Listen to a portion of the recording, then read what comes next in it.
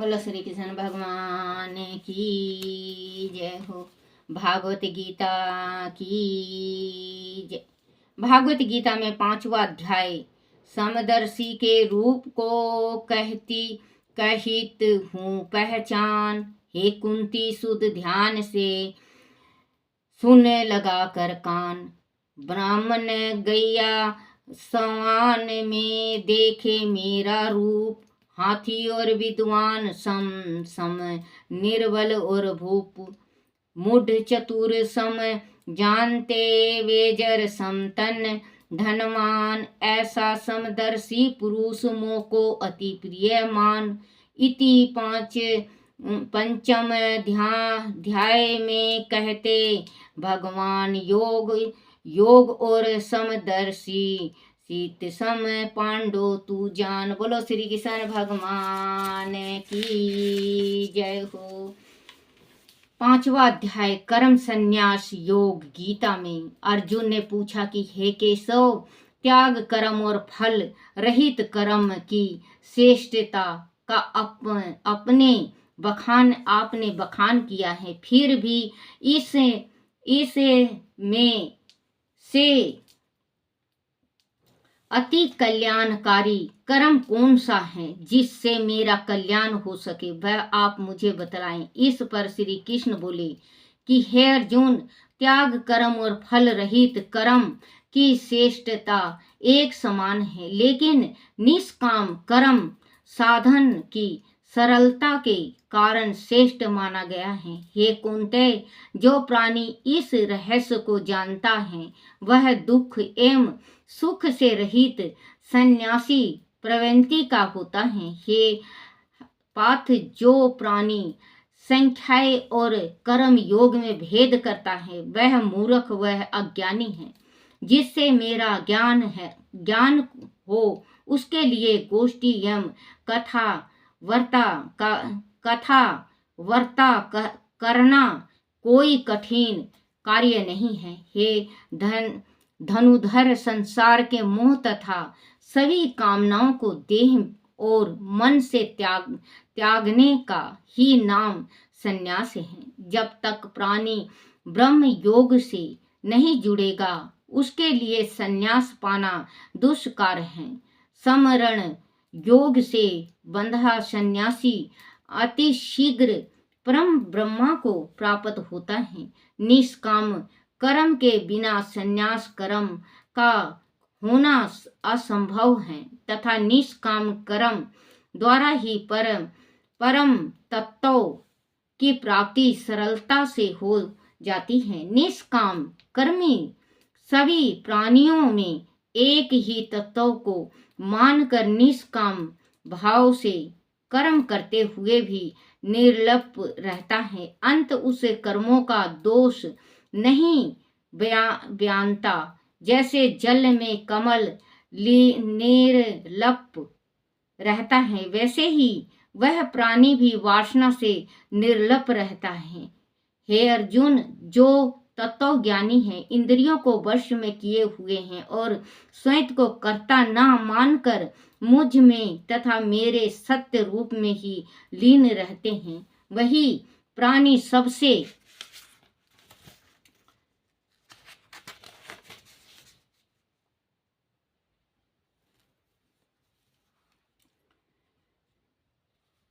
मैं नहीं किसी से पुण्य करता हूँ और न किसी को पाप करने के लिए प्रेरित करता हूँ। जो प्राणी अज्ञानी है वह अज्ञान से मोहित होकर पाप करता है। जो प्राणी मुझे निर्लिप्त और ईश्वर को न्यारा समझते हैं उसके मन में कभी अज्ञान नहीं उपजता। जिस प्रकार सूर्य के लिए अंधकार का कोई महत्व नहीं है, उसी प्रकार ज्ञानी जन भी निर्लिप्त हैं। जो प्राणी मुझे ही परमात्मा मानकर मेरा निरंतर चिंतन करते हैं वह मोक्ष पाते हैं। हे अर्जुन, जिसमें सभी जीवों के प्रति सत्य भाव है वह समदर्शी पंडित कहलाता है। उसे तू हर बंधन से मुक्त हुआ समझ। हे कुंती नंदन, जिसकी आत्मा ब्रह्मा के साथ जुड़ी हुई है उसने ही सच्चा अविनाशी सुख पाया है। अंत ऐसा ही प्राणी विश्व भोग को त्याग कर आत्मा का सुख भोगते हैं। वह इंद्रियों को भोगने की मोह माया से सदैव दूर रहते हैं। हे अर्जुन,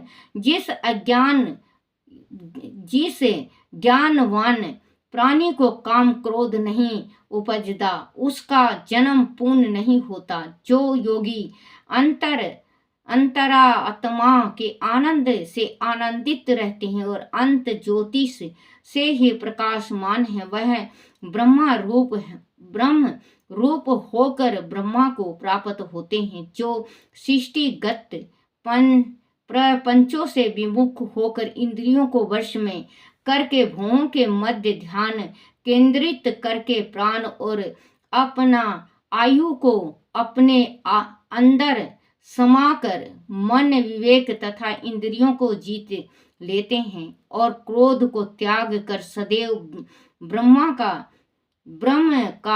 ध्यान करता है, उसे ही मोक्ष की प्राप्ति होती है। हे कुंती, जो सच्चे हृदय से अपना सब कुछ अर्पण करके मेरी भक्ति में लीन होता है, वह आत्मा स्वरूप का ज्ञान पाकर परम शांति पाता है। बोलो श्री कृष्ण भगवान की जय हो। श्री भागवत गीता में 5वां अध्याय का महत्व। विष्णु बोले कि हे लक्ष्मी, अब मैं तुम्हें 5वें अध्याय का महत्व बताता हूँ। पुरातन नगर में एक ब्राह्मण रहता था। उसकी संगति अच्छी नहीं थी। अंत उसके भाइयों ने उसे त्याग दिया। वह दूसरे नगर में चला गया। संयोगवश उसे वहां के राजा के यहाँ नौकरी मिल गई। धीरे धीरे ब्राह्मण ने राजा के साथ निकटता बढ़ाई। वह लोगों के विषय में सच्ची झूठी बातें बताकर काफी धनवान और राजा का विश्वास पात्र बन गया। काफी धन एकत्रित हो जाने के पश्चात उसने शादी भी कर ली। जैसे ब्राह्मण स्वयं था वैसी ही उसे स्त्री मिली। पहले तो उसने स्थिति के साथ समझौता करना चाहा, लेकिन जब ब्राह्मण को पता चला कि उसकी स्त्री भवचारिणी है तो वह उसे मारने पीटने लगा, लेकिन में कोई सुधार नहीं आया। एक दिन उसकी स्त्री ने उसको विष दे दिया। मरकर उसने गिद्ध योनि में जन्म लिया।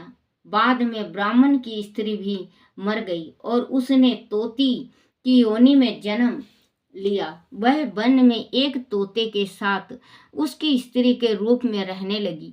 एक दिन तोती ने तोते से पूछा कि हे स्वामिनी, तुमने तोते की योनि में जन्म क्यों पाया? तोते ने कहा कि प्रिय, मैं पिछले जन्म में ब्राह्मण था। मेरा गुरु बड़ा विद्वान था, लेकिन मैं उसका आज्ञा नहीं मानता था। एक दिन क्रोधित होकर उन्होंने मुझे श्राप दिया कि अगले जन्म में तू तोते की योनि में पैदा होगा। इस प्रकार मैंने तोते का जन्म पाया। अब तुम बताओ, तुम किस कारणवश तोती की योनि में आई? तोती ने कहा कि मैं भी पिछले जन्म में एक ब्राह्मणी थी और अपने पति की आज्ञा नहीं मानती थी। मेरी इस आदत से परेशान होकर वह मुझे मारने पीटने लगा। एक दिन तंग आकर मैंने उसे विष देकर मार डाला। जब मेरी देह छूटी तो कई प्रकार के नरक भोग कर मैंने तोती का जन्म पाया। तोती की बात सुनकर तोते ने कहा कि तूने तो अपने पिछले जन्म में बहुत बुरा कर्म किया था। इसके पश्चात उन दोनों का वार्तालाप वहीं समाप्त हो गया। एक दिन तोती वन में अकेली बैठी थी, तभी गिद्ध वहां आया। गिद्ध उसे पहचान कर मारने के लिए झपटा, लेकिन तोती एक और हटकर उड़ने लगी। गिद्ध उसके पीछे पीछे लगा हुआ था। तोती थक कर एक शमशान भूमि पर गिर पड़ी। जहां तोती गिरी थी वहां कभी एक साधु का देह संस्कार किया गया था। साधु की खोपड़ी वर्षा के जल से भरी हुई थी। तोती सीधी उसी में गिरी। गिद्ध उसे ढूंढता हुआ वहां पहुंचा और तोती को मारने लगा। लड़ते लड़ते दोनों उस पानी में भीग गए। कुछ ही क्षण पश्चात दोनों मर गए और इस अधम देह को छोड़कर उन्होंने देव देह पाई। आकाश से विमान उतरा जिस पर बैठकर वह बैकुंठ की ओर चल दिए। बैकुंठ में पहुंचकर उन्होंने धर्मराज से पूछा कि महाराज, हमारा कौन सा पुण्य उदय हुआ जो हम सदगति मिली। तब धर्मराज ने कहा कि साधु की खोपड़ी में भरे जल के प्रभाव से तुम्हें मुक्ति मिली है, क्योंकि वह साधु गीता का 5वां अध्याय का नित्य पाठ करता था। भगवान विष्णु लक्ष्मी से बोले कि हे लक्ष्मी, गीता के 5वें अध्याय का महात्म बड़ा प्रभावशाली है। बोलो श्री कृष्ण भगवान की जय हो। बच्चों, ये भागवत गीता है। भागवत गीता को अगर आप रोज लगातार एक दिन में एक अध्याय पढ़ो, 18 अध्याय होता है, और इसमें एक गर्भ गीता का ज्ञान भी दिया हुआ है कि किस पुण्य से क्या होता है और कि कैसे किस पुण्य से क्या होता है, और कौन सा पाप से स्त्रियां मरती हैं, कौन से पाप से पुत्र मरता है, कौन से पाप से अम्ली होता है, कुष्ठी होता है। ये सारा कुछ बताया हुआ है। ये पूरा अगर आप संपट गीता का पाठ सुनते हो या पढ़ते हो या बताते हो, सुनाते हो अपने माँ बाप को, तो उनकी तो मुक्ति होगी सो होगी, आपकी भी उनसे डबल, और जो आपके पितर हैं उनको भी, उनकी भी सदगति होती है। गीता का पाठ में वो भक्ति होती है, वो शक्ति होती है कि प्रेत आत्मा को भी स्वर्ग में पहुंचा दे। प्रेत जो बनता है सबसे नीचा, देखो बच्चों, काग, सर्प और प्रेत, इनकी योनि बहुत खोटी होती है। इनकी योनि बहुत खोटी होती है। काग की और सर्प की और प्रेत की, इनकी मुक्ति नहीं होती जल्दी से। तो बच्चों, अगर आपके घर में कोई ऐसा हादसा हो गया है और आपको पितर दोष है, देखो बच्चों, एक याद आ गया, एक जैसे आपके घर में पितर दोष है और आपने हवन भी करवा लिया, पूजा भी करवा लिया, पाठ भी करवा लिया, आपने सप्ताह भी करवा लिया, आपके पितर दोष नहीं उतर रहा है, पितर दोष आपके बिल्कुल उतर ही नहीं रहा है, तो आपको कुछ नहीं करना है। एक 7 तार का आप कच्चा सूत लो और उसमें आप जितने भी आपके पितर हैं 7 दफे उस 7 तार को 7 मीटर, 7 तार के सूत को 7 मीटर ले लो। 7 मीटर लेने के बाद उसको 7 दफे लपेट लो। 7 दफे लपेटने के बाद आपको 7 गांठ बनानी है अपने पितरों का नाम से। 7 गांठ। अगर आप 7 गांठ नहीं बनाते बच्चों, तो आपके एक पितर है तो एक बड़ा सा गांठ बना लो, और 2 पितर हैं तो 2 गांठ बना लो। वो जो 7 तार के आपने इतना रखना है बच्चों, 1 मीटर, 1.25 मीटर, कुल कच्चा सूत को 1.25 मीटर, और आप जितने पितर हैं आपके उतने पितर का नाम लेके आप गांठ बना के जहाँ पे जोत बत्ती करते हो पितरों जी का, वहाँ पे आप रखो। और जिस टाइम आप जल चढ़ाने जाओ तो कच्चा दूध से आप पानी में डाल लो कच्चा दूध को, और उसको अपने जितने पितर हैं आपके, 2 हो, 3 हो, 1 हो, अपने उसको जल में डुबो लो और हाथ फिर जोड़ के अपना प्रार्थना करो, हे मेरे पितरों जी महाराज आप प्रसन्न रहो। अगर आपके पितरों जी महाराज प्रसन्न हुए तो बच्चों ये समझ लेना कि आपका कार्य बनना स्टार्ट हो जाएगा। आप ये करके देखो बच्चों, और एक अगर आपको ध्यान नहीं है कि आपकी कौन सी देवी है कुल देवी, और कौन सी देवी आपकी, कौन सा देवता है कुल का देवता, और आपको कहीं कहीं ये देखने में आया है कि उनको अपने देवी और देवता का ध्यान याद नहीं, कि बुजुर्गों ने बताया नहीं है, तो वो उनके घर में पितर दोष लग जाता है। तो पितर दोष को अगर आप ठीक करना चाहो तो आपको एक कटोरी लेनी है, प्लेट सा एक प्लेट ले लो, उसमें आप एक सुपारी, लौंग, इलायची और एक जोत बत्ती उसके बीच में रखे, और माँ भगवती का नाम लेके, या ये कह दो कि जो भी हमारे घर का देवता हो या देवी हो, मुझे सपने में दिखो कि मेरे से क्या भूल हुई है, क्या चूक हुई है, क्या गलती हुई है, और आप मुझे सपने में दिखो और मुझे बताओ। आपको देख लेना बच्चों, 1 दिन से लेकर 7 दिन तक करना है, और आपको जरूर से जरूर माँ भगवती या जो देवता है वो जरूर दिखेंगे सपना में, और आपकी जो गलती है उस गलती को बताएंगे, जो कुल देवता है या कुल देवी है वो भी बताएंगे। आप ये करके जरूर देखो, छोटा सा उपाय है। और अगर जोत जलाओगे आप तो माँ भगवती से जरूर प्रार्थना करना कि हे परमात्मा, हे माँ भगवती, आप हमारे कुल देवता हो या माँ भगवती हैं, आप दया करो। पितरोजी महाराज देख लेना, पितरोजी महाराज की कृपा होगी। जिसके घर में पितर राजी है उसके घर में माँ भगवती का वास होता है, माँ लक्ष्मी का वास होता है, और पितरों का कृपा जिस पे होता है उनके संतानें वंश में कमी नहीं आती। और जिसके भीतर दोष लगा हुआ है उनके घर में गृहस्थी में कलह होता है, वंश में वृद्धि नहीं होती, और हाय हाय चारों तरफ रहता है। आप एक रोटी गुड़ रख के और गौ को दो, उसमें रोटी में घी जरूर लगा लेना। बिना घी की रोटी गौ को कभी नहीं खिलाना चाहिए। जितना अन्न के उसमें किणक है, अगर गौ को बिना घी की रोटी खिला दिया आप तो उतना ही पाप के दोष के आप भागीदार बन जाओगे।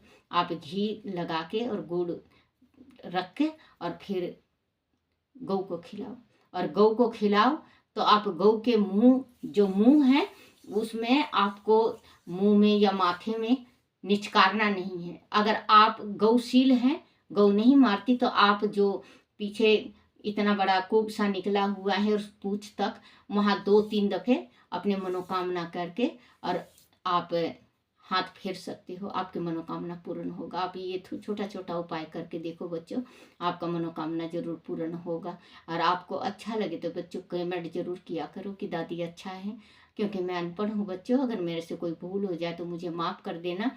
और बच्चों आप जरूर लाइक और कमेंट करा करो। बोलो श्री कृष्ण भगवान की जय हो। आरती तुलसी जी का। तुलसी महरानी नमो नमो, हरि की पटरानी नमो नमो। तुलसी महरानी नमो नमो, हर की पटरानी नमो नमो। तुलसी महरानी नमो नमो, हर की पटरानी नमो नमो। धन तुलसी पुराण तप कीनो, धन तुलसी पुराण तप कीनो। शालिग्राम महापटरानी, शालिग्राम महापटरानी। तुलसी महरानी नमो नमो। जाके पत्र मजीरी कोमल, जाके पत्र मजीरी कोमल। श्रीपति कमल चरण लिपटानी, श्रीपति चरण कमल लिपटानी। तुलसी महरानी नमो नमो, घर की पटरानी नमो नमो। दीप दीप धूप दीप नैवेद्य आरती, धूप दीप नैवेद्य आरती। पुष्पन की बरसा बरसाने, पुष्पन की बरसा बरसाने, तुलसी महरानी नमो नमो। घर की पटरानी नमो नमो। 56 भोग 36 व्यंजन, 56 भोग 36 व्यंजन। बिन तुलसी हरि एक न मानी, बिन तुलसी हरि एक न मानी। तुलसी महरानी नमो नमो। घर की पटरानी नमो नमो। सभी सखी मैया तेरो यश गावे, सभी सखी मैया तेरो यश गावे। भक्ति दान दीजो महरानी, भक्ति दान दीजो महरानी। तुलसी महरानी नमो नमो। घर की पटरानी नमो नमो। तुलसी महरानी नमो नमो। हरि की पटरानी नमो नमो। बोलो तुलसी माता की जय हो, बोलो ठाकुर जी की जय हो, बोलो श्री कृष्ण भगवान की जय हो, गीता माता की जय हो।